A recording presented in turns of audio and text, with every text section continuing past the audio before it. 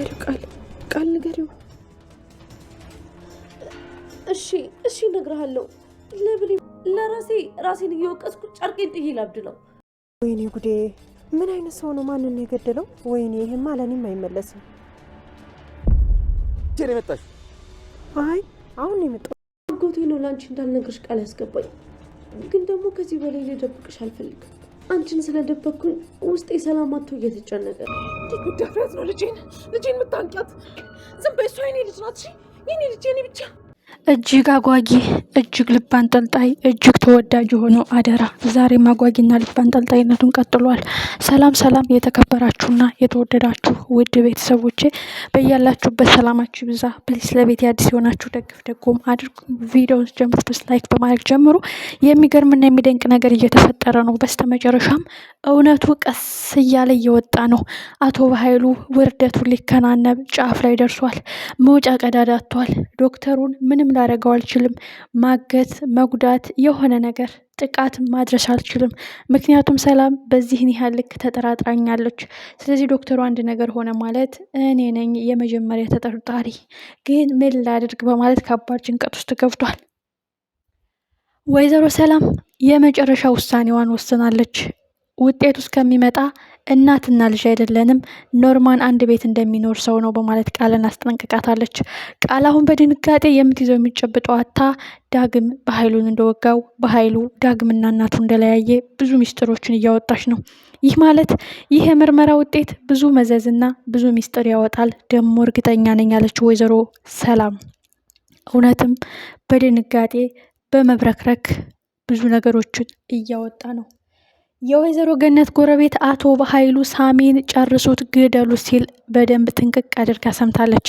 ይህንን እንደ ተጨማሪ የገቢ ምንጭ ልትጠቀምበት ትችላለች። ግን አቶ በኃይሉ በዙሪያው ላይ የሚያንዣብቡ ሰዎች ያልተመለሰ እኔ እንኳን መረጃ ለማቀብለው ሰው ምረት የለውም። ስለዚህ ሳይቀድመኝ መቅደም ከሱ መራቅ አለብኝ። የምፈልገውን ብር አግኝቼ ብትልም የሆነ ቀን ጠብቆ እሷም በእጁ የሚጠፉበትን ሰዎች እጣ ፈንታ መድረሱ የማይቀር ጉዳይ ነው።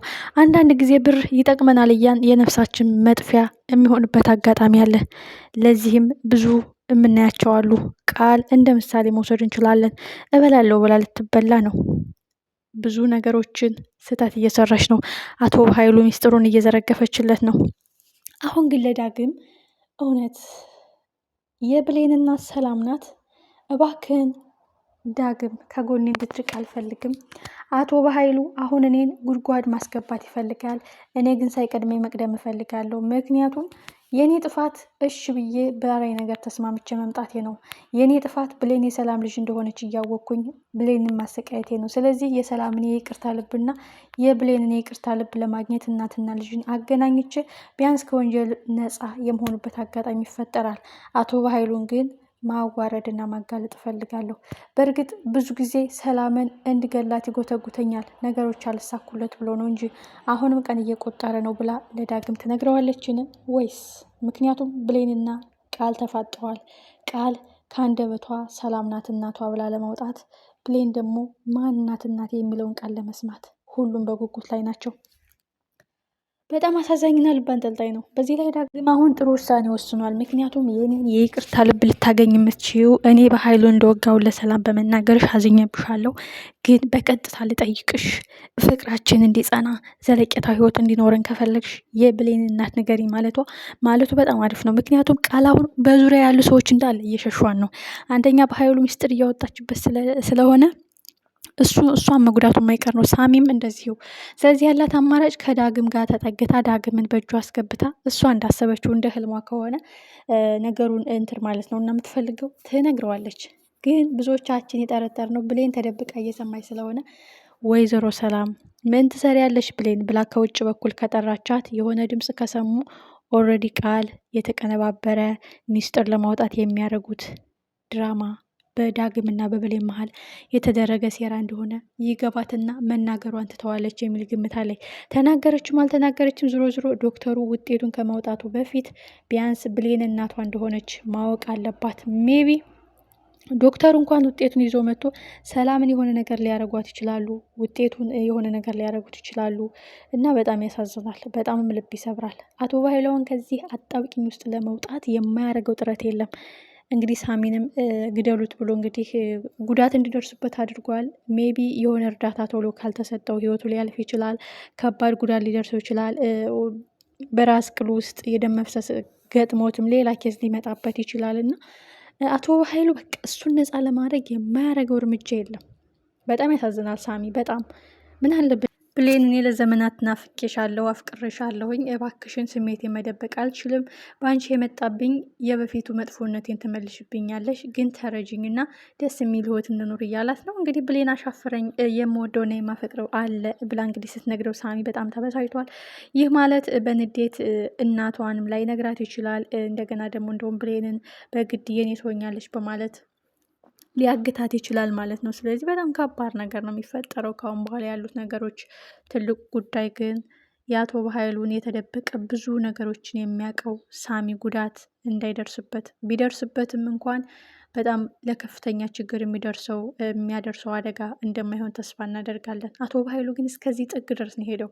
ኦልሬዲ በቃ አባቱን በገዛ እጁ ለንብረት ብሎ አንቆ የገደለ ሰው ለሌላ ሰው ምረት ይኖረዋል ማለት ምንም ዘበት ነው እና በጣም ከባድ ነው። እንግዲህ ወይዘሮ ገነት ጎረቤትም ወይዘሮ ገነትን ለገንዘብ ስትል ይቅር በይኝ በማለት እንግዲህ አቶ በኃይሉን ትዕዛዝ በመቀበል ይቅርታ ጠይቀታለች።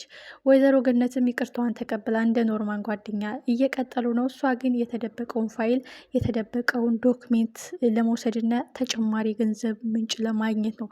ይህ ነገር ግን ይሳካላታል ወይስ እንደባለፈው ስትዝረከረክ የክፉ ሰው መጨረሻ ውድቀትና ውርደት ነውና ዳግም ወይም ወይዘሮ ገነት ደርሰውባት መጨረሻ ውርደቷና መጨረሻ ዘብጥያ ቤቷ እስር ቤቷ ይሆን ወይስ አሁንም እየሳቀች እየወጋች እየሳቀች እየገደለቻቸው የመጨረሻው ጫፍ ላይ ሲደርሱ እውነቱን ይደርሱባት ይሆን? በጣም ያሳዝናል። በጣም ልብ ይሰብራል። አንዳንድ ጊዜ በቃ አንድ የሰበሩን ሰዎች ተቀይረው ይሆናል ተለውጠው ይሆናል ብለን የይቅርታ ልብ ሰተናቸው መልሰን እንዳንነሳ እንዳንጠገን ሰውን እምነት እንዳይኖረን አድርገው ስብር የሚያደርጉ ሰዎች በጣም ብዙ ናቸውና ከእንደዚህ ያሉ ሰዎች ይሰውረን። እየሳቁ ከሚገሉ ጓደኞች እየጠብቀን ነው የሚባለው። ዳግም ምን አይነት እርምጃ ይወስዳል? እባክሽን ንገሪኝ። አሁንም እየጠበኩሽ ነው። ተጨማሪ እድል አልሰጥሽም። ይህን እድል ተጠቀሚበት በማለት የብሌን የቃልን የመጨረሻ ቃል መስማት አለበት የሚል ግምት አለኝ። ብሌን በውጭ በኩል ሰው እንዳይጠራት የብዙዎቻችን ምኞት ነው። ብዙ ጊዜ እንደዚህ ያለ ኬዝ የሆነ ሰው ደርሶባቸው ወይም በኃይሉ ወይም ሰላም ደርሳ ካስደነገጠቻት ኦልሬዲ የሆነ ነገር እየተካሄደ እንደ ይገባታል ማለት ነው። ቃል ለዚህ ነገር መቼ ነው እውነታው የሚገለጠው? መቼ ነው ቋጠሮ የሚፈታው? መቼ ነው ሰላም በትክክል የወንድሟን አደገኝነት የምትረዳው? በትንሹም አሁን ከእንቅልፏ ነቅታለች፣ ግን መልሶ ነገሮች እየተድበሰበሱባት ነው። እጅግ አጓጊ እጅግ ልብ አንጠልጣይ ነው። ቀጣይ ክፍል ሁላችንም በጉጉት እንጠብቀዋለን። ሰፖርት እያደረጋችሁ አበረታቱ። ላይክ ሸር አይረሳ።